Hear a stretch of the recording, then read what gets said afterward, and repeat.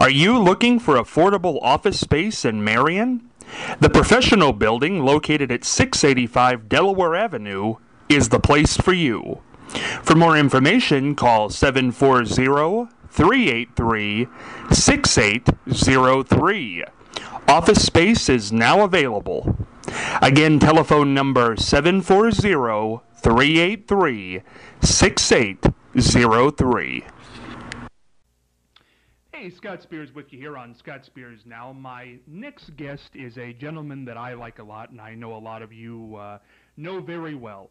The Golden Voice, Ted Williams. Ted, how are you? Hey, Scott. Always a pleasure to be here. I'm doing fine, to answer your question. Always a pleasure to be here, and whenever you call, I try to accommodate. And you're my friend. You're my on-air friend. You have done very good by me in the last 6 months or so, and you really are. Mary Ellen Withrow and I were talking about this. Some people are nice, and some people... That's okay. Some people are nice genuinely, and you're certainly one of those people. Well, thank you. I had a great time with you and Gallagher. And wasn't that something? Yeah, that was something. Oh, he is something else. And what was the other guy? Squirt Man. Squirt Man, yeah. Squirt Man. I don't know whatever became of him. Is that right? But I have seen Gallagher on a few commercials since then. You know, he's doing okay. He's rolling right along, but yeah. He's a different personality. Yeah, I might add. Yeah, he was. That was an interesting day. What is it like to meet people like that, Ted? Gallagher, but you've met the Today Show group, all kinds of people. You know what, Scott? I don't know if I had made my trip. I just recently got back from Indianapolis, Indiana. They had the annual Black Expo, and I had a chance to meet Flex Alexander, who actually is a star of a television sitcom called One on One, and he was with Kyla Pratt. And I also met, I forget his name, but anyway, he plays on Martin as Cole. I also met Bernadette Stanis, who was Thelma in Good Times. Oh. So, it's phenomenal, 16 months ago, I was looking at these people on television and really admiring their work and all, and now I'm actually rubbing elbows. Casey and JoJo of Jodeci, I met them. Gladys Knight, quite a few people that I had the pleasure of meeting and introducing myself to, and it was fabulous, man. It's fabulous. Growing up, what kind of TV shows did you watch? Who did you want to be? Oh, who did I wanted to be Johnny Carson, or Jack Parr, or Jack Parr. Yeah, he's great. And Dick Cavett. Those are the kind of guys that I really looked up to as far as television broadcasters. I also love Peter Jennings, Max Robinson of ABC News, definitely Tom Brokaw. Dan Rather, no. But, those are the kind of people I looked at. In the broadcast industry, we went through talk show hosts there, and we went through newsmen. And you were obviously on the radio for a good period of time. What did you see yourself falling in as? A talk show host, an interviewer, a newsman? What did you consider yourself? Morning drive radio. That's all I wanted to do. Good morning, Columbus. 5 minutes after 6 o'clock, 6:05. I just wanted to bring people get that energy rolling in the morning, and that's what I saw myself as. I wanted to get people up in the morning. I wanted to go on the air every morning and just tell people the time, the temperature, any information I could pass along, and play the best music. Why was that? What was the reason? They just had more personality and energy. You heard your middays and your afternoon drive people. They were, but the morning man was the guy who, getting you up. And people really, and that's what made me very successful in 2 or 3 markets that I've worked in morning drive, was that I was high energy. No matter what what was going on in my life, I didn't let it affect my radio job. Were you ever nervous about going on the radio? Oh, yeah. I'm nervous now. Really? No. How do you get over the nerves? I don't know. It's just something like you're going to get through it. It's almost over. You're thinking about it being over before you. That's how I do. I think about how much more time do I have. Yeah. I think that's interesting because it's something you wanted to do more than anything, but yet you're nervous about doing it. Yeah. Well, when they would tell me that when you hit that microphone, see, that's a misconception that I felt, that thousands of people are listening to you, when in fact it could only be one person. I think I mentioned that to you. And so now I tailor myself to speak to that one person, as opposed to trying to think that there are 30,000 people out there listening to Ted Williams, when in reality it's only one, that housewife or that person at work. So I tailor my show that way. I think sometimes people forget that you were in this business before the last 2 years. How did you start out? How did you get in the door? It started at WVOE in Chadbourn, North Carolina. I got out of the military in Fayetteville, and I moved to Whiteville, North Carolina. And there was a radio announcer by the name of Doc Holliday. And Doc was, animated. With a name like Doc Holliday, you'd have to, know that he had to be nothing but fun. But he brought me in, and he said, Ted, how would you like to do afternoons? Part-time afternoons, should I say, which was only the weekends in the afternoon. And that was it, man. Once I turned on, and then when you get off the air and somebody say, I heard you today, or you sound good, or I like that record you played, oh, that was enough to take me to another level.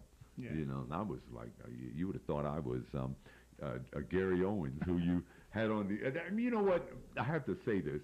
I want to thank you very much for that. I've never gotten a chance to personally thank you. I thanked you that day, but I thought about it many times thereafter, and I said, damn, excuse me, I said, darn.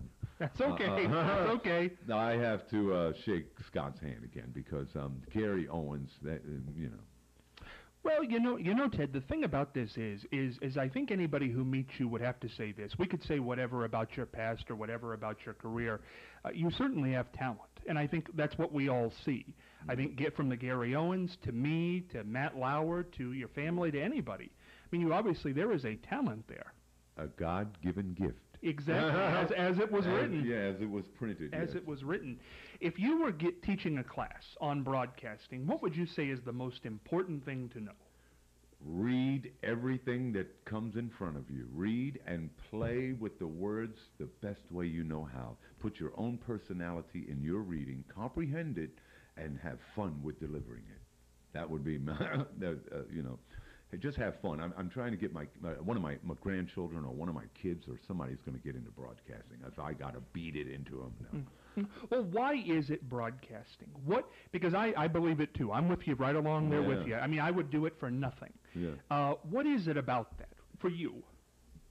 It's the only form of entertainment that I can lend myself to and not have to worry about so many other elements. It's my personal gift, talent, and I enjoy broadcasting. There's television and radio broadcasting. I particularly care for radio broadcasting because I like to have fun. I'm a Howard Stern kind of guy. I'm a Scott Spears kind of guy. Everybody has their own personality in this business, and that's what I love most, that we all can take our personalities and reach for the stars. That's interesting there, because you said Jack Parr, Dick Cavett, Howard Stern, all very successful. Mm-hmm. But Howard Stern, for the years, the handle that he's gotten is shock jock. Mm-hmm. But Jack Parr and certainly Dick Cavett were considered more serious, kind of maybe polished NPR. Kind of guys, yeah. What do you consider yourself? Are you a shock jock? Were you a shock jock? Yes, I was, very really? much so. I'll tell you one particular instant. Club Nouveau had a new record called Lean on Me, and it was new to the market. We were the only station that had back then it was remixes, 12-inch versions, and disco versions, club versions. Well, we were the only station in Columbus that was playing the extended versions. And this particular morning, I just decided I was going, because I got sick and tired of after I played it, somebody would just be getting out of the bed or getting in their car and they'd call me and say, hi, can you play Club Nouveau? And I just played it. So in order to keep that away, I just went on ahead and I played it for an hour and 5 minutes straight. I just did. And now here's more of Club Nouveau right after this. Club Nouveau with Lean on Me. And I did it. And by this time, my general manager, my program director, everybody's pulling their hair out and they're calling me, Ted, if you play it one more time, you're fired. So I got on the air after my commercial break and I said, coming up, more Club Nouveau right after these words. Now, they're really waiting for me to play it, and lo and behold. So as a result, I played it. It's in my book. I played it, and they were flying down. I took my key and broke it off in the knob so they couldn't get in. And while they were actually looking in the door, here's more Club Nouveau right after these. Oh, man. So that was shockish. People loved it. So they fired me. Needless to say, they fired me. for 24 hours because I had a band of support that you wouldn't believe. Columbus listeners came down and said, "Put that man back on the air." That's a great story. Yeah, that was one of my shock jock stories. I love that. Now, when you're doing that, when they threaten you and say, "We want to fire you," do you get worried? Sort of, kind of. Well, it's the bread and butter. And then, one thing about radio, you can be the biggest guy in radio today, and if you're not on that air tomorrow, you're forgotten almost. You know what I mean? Oh, what'd you say your name was? Yeah. But yeah, I didn't want to be forgotten, so I kind of backed off. But there was a couple other things. One of the barbecue places in Columbus, Ohio, is JP's Barbecue. This guy is synonymous with feeding Columbus, and that was his catchphrase was, "We feed the people." Well, that morning I felt like I wanted to take that another level, and I acted as though that I had just ripped this from the AP, and he has renamed his franchise from JP's to PJ's. And now not only does he make claims to feeding the people, he sleeps with them too.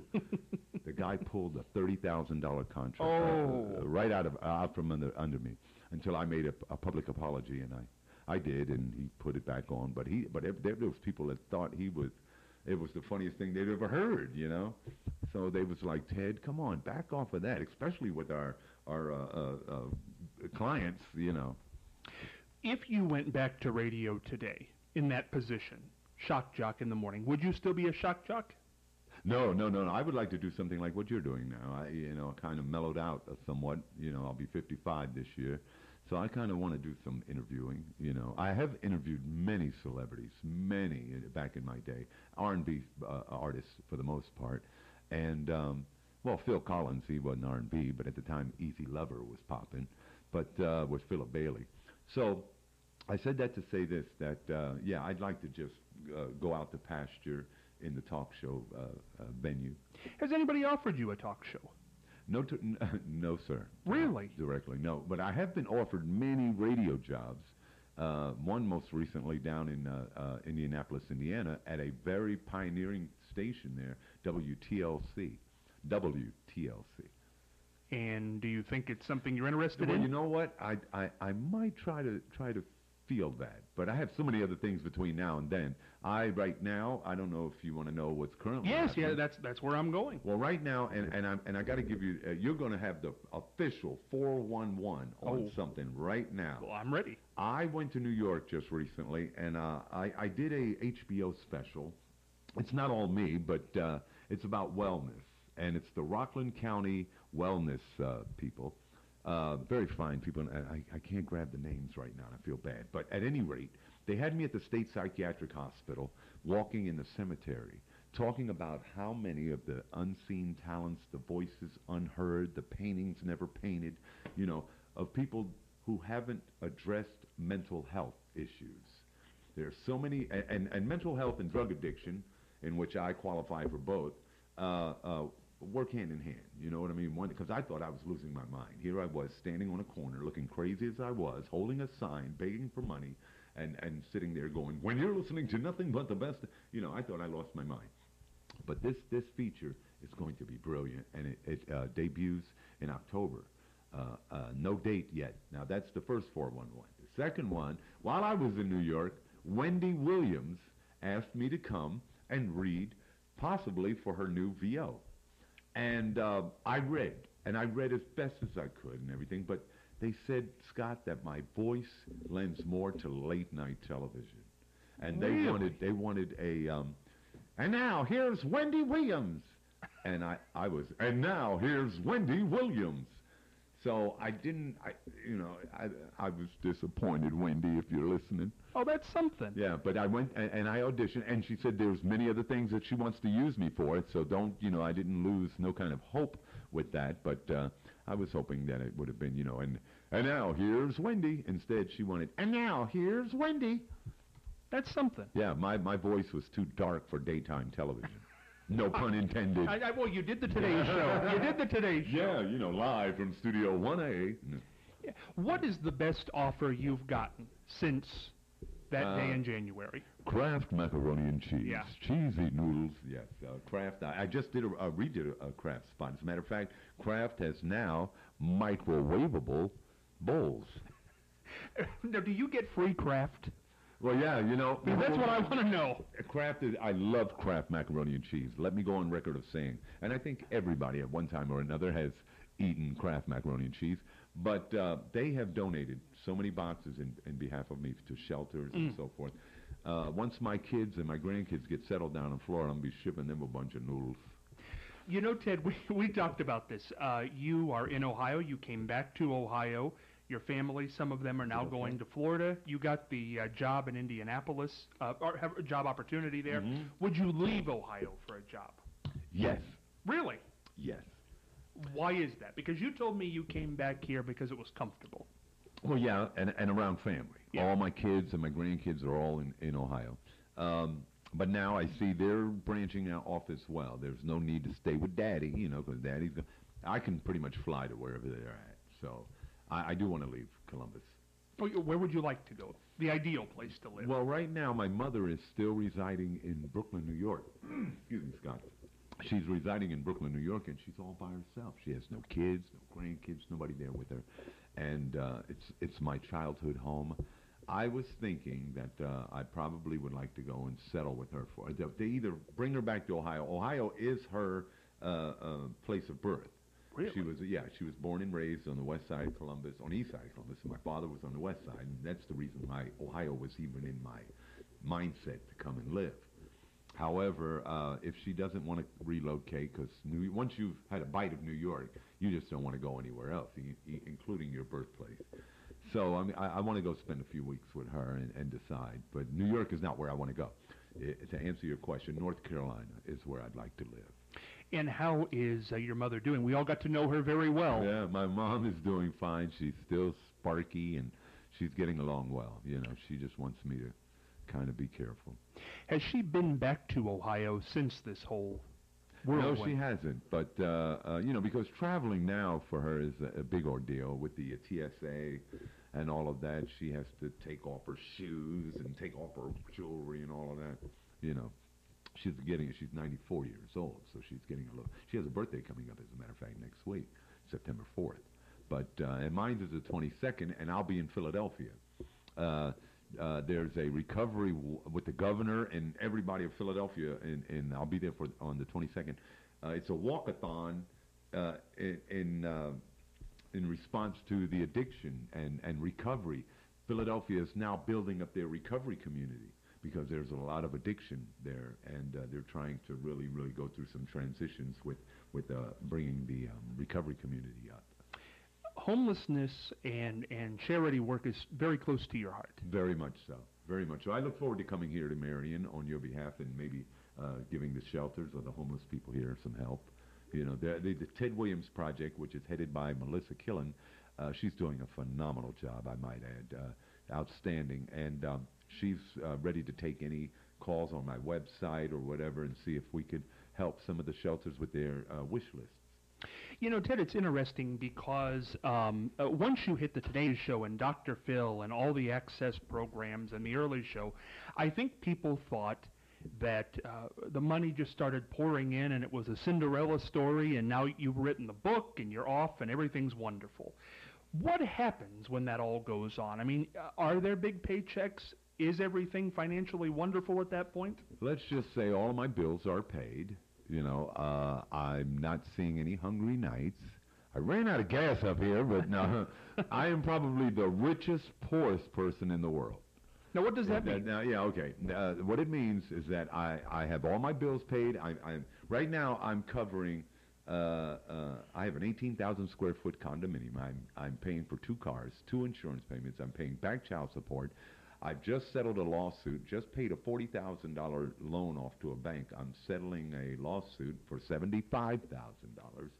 And that's where the poor comes in. But I'm rich with love. But is the work coming in? Oh, yes. Yeah.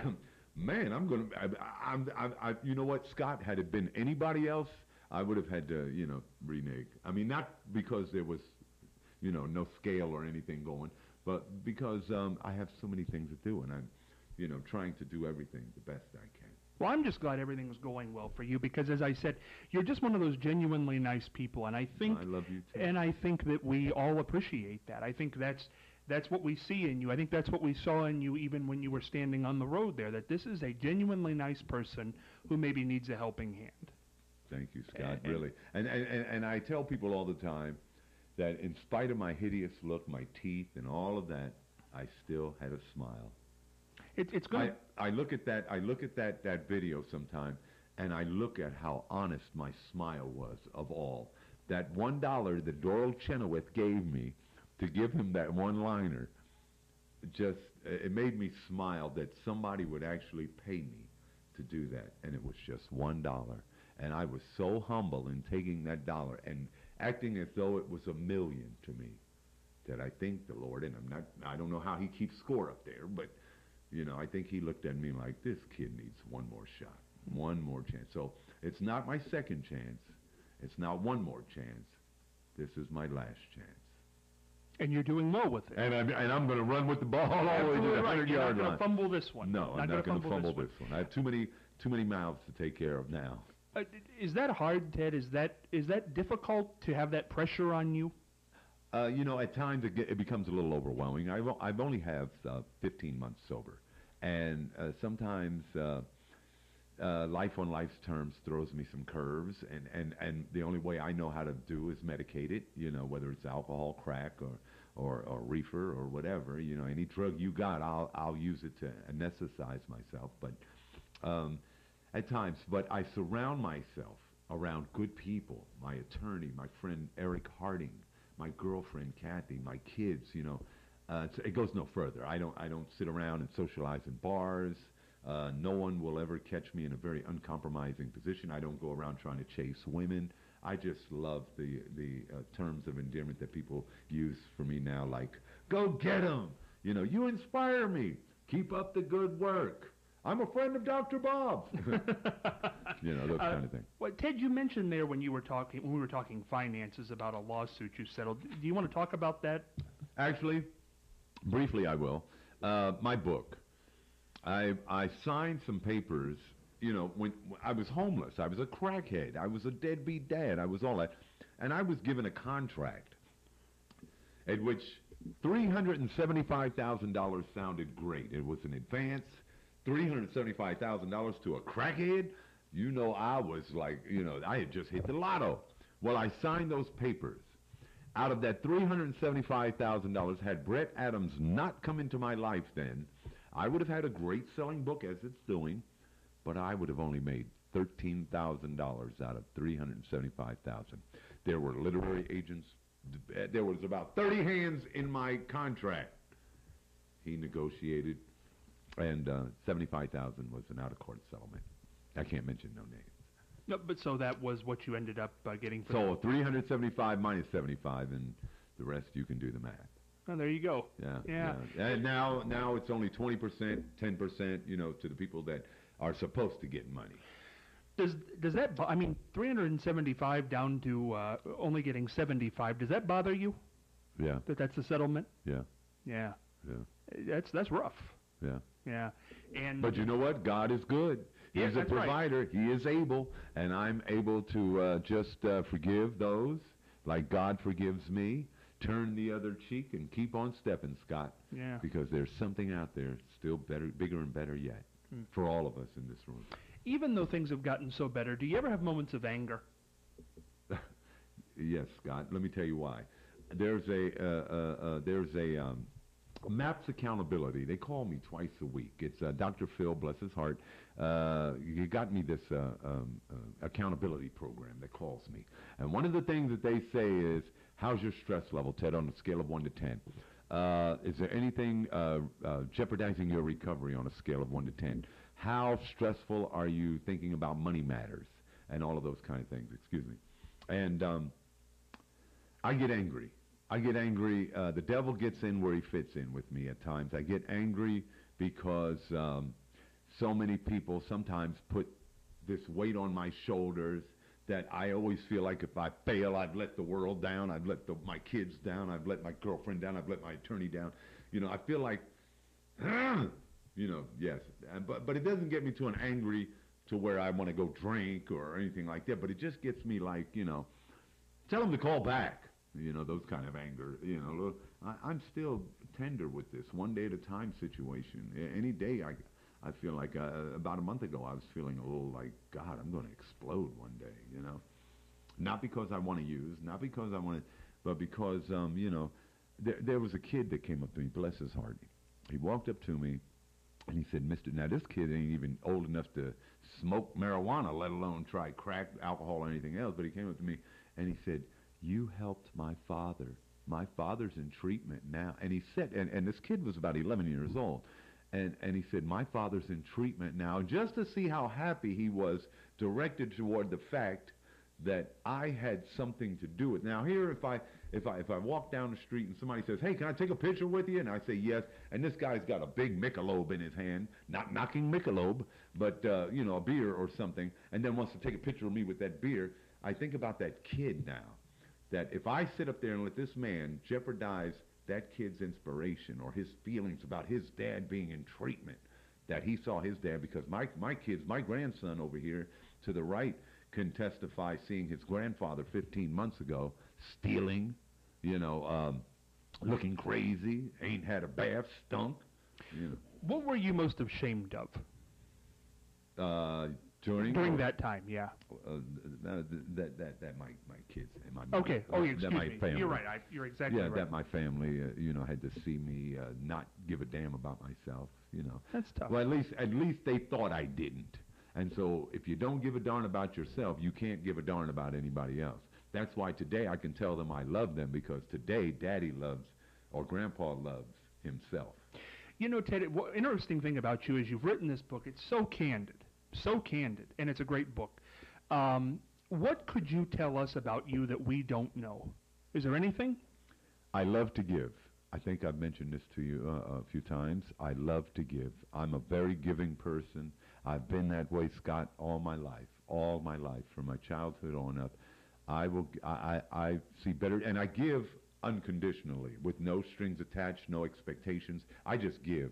If a kid, when I was a kid, when a kid comes up and says, Ted, can I have your G.I. Joe? I would give him the G.I. Joe, And I know the consequences would be a butt whipping by my mama for giving away my toy, but I just gave. I love to give. And even when I was homeless, those guys that were standing out there on the opposite side of the freeway, if they didn't have a good day or something, I'd say, how you do, man? Now, they would lie to me, of course, because they knew. I'd say, here, man, here's some change the lady gave me at the last car. A couple dollars, but I didn't put nothing on it. I didn't say, Lord, I gave that man $2. Yeah, I'm a very giving person. Ted, final question here. Sure. Obama or Romney? Obama. Obama or Romney? Who do you like? Obama. Any particular reason? Well, I don't know if this is that kind of show, but no, but the main reason is that the man really, really is doing the best he can, given the cards that he was dealt. And, I mean, I'm not knocking Bush's leaving office the way he did in a wreck, but I think Obama's doing a darn good job of being puppeted around as much as he is, and still maintaining some type of presence about him. Now, if Mitt comes off and pulls, Republicans, okay, black folks, we gave you your 4 years of a black president, I'm gonna go with Obama, Have you ever met Obama? No, but I would love to. You would love to. Yeah. Well, maybe he'll see this. Oh, I hope so. Wouldn't that be something? President Obama. Somebody asked me, I think on your show, as a matter of fact, somebody said, Ted, do you think if you didn't have this uncanny resemblance to Obama, that you would remember that guy? Oh, I remember that. Yeah. My skin crawled a little bit during that one. That wasn't. But you never know what you're going to get when you go to the phones. Yeah, you're absolutely right. Ted Williams, it is always a pleasure to have you here. And if you do ever move out of the state, promise you'll come back from time to time. I'll do a phone-in for you, Scott. I'll do anything, man. I apologize for, the lapse of communication this time, but I love you, man. Ted, always good to see you. I love you, too. Ted Williams, the golden voice. He's one you can't forget. A golden heart. Thank you.